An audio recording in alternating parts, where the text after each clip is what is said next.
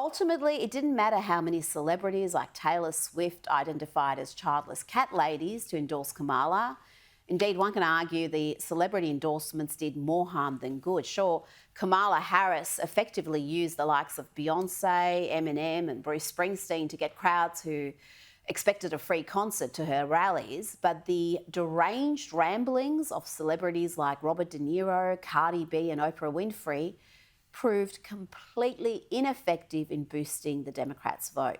When you're struggling to afford your mortgage payments or put food on the table, the last thing you care about is what Jennifer Lopez has to say about democracy. The second Trump term cannot come soon enough. He has assembled a formidable team with broad appeal. He's got a literal genius in his team, Elon Musk. He's got former Democrats like Tulsi Gabbard. He's got Robert F. Kennedy Jr., there's Vivek Ramaswamy and J.D. Vance. The future is bright for the Republicans and for America. But Trump's triumph has seen the left emoting wildly, which, to be honest, is enormously entertaining. And it's quite clear that there is Australians losing their minds over this famous victory. And sadly, almost all of them are low information fools who've swallowed the nonsense the media has fed them. When you ask them why they hate Donald Trump, it becomes apparent very quickly that they are clueless. And talking about clueless, let's take a second to marvel at just how uniquely awful the Kamala Harris and Tim Walz team were. Radical left ideology with terrible records in their respective states. Kamala is inept, unlikable, inauthentic. Walz is just a weirdo. And trust me when I say, if they didn't outspend Trump 3-1, they would have lost California and New York. Today, Tim Walz shared this message of unity and common understanding.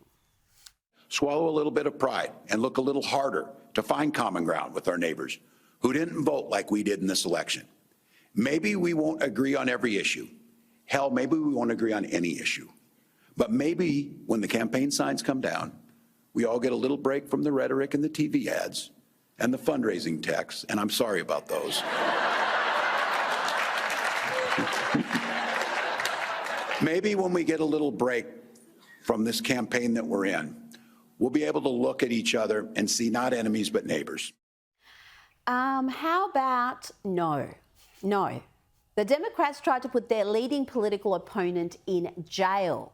They called half the country Nazis and fascists. They characterised parents at school board meetings worried about their kids being indoctrinated as domestic terrorists. They put Pete Navarro and Steve Bannon in prison. They accused Trump's children of treason. So you can screw your calls for unity. The majority of Americans voted for a reckoning.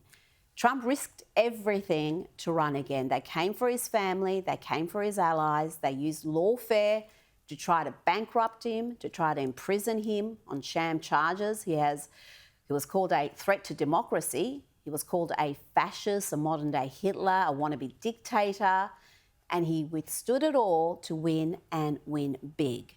And as a bonus, he gave us this. When reality hits the left, it hits hard.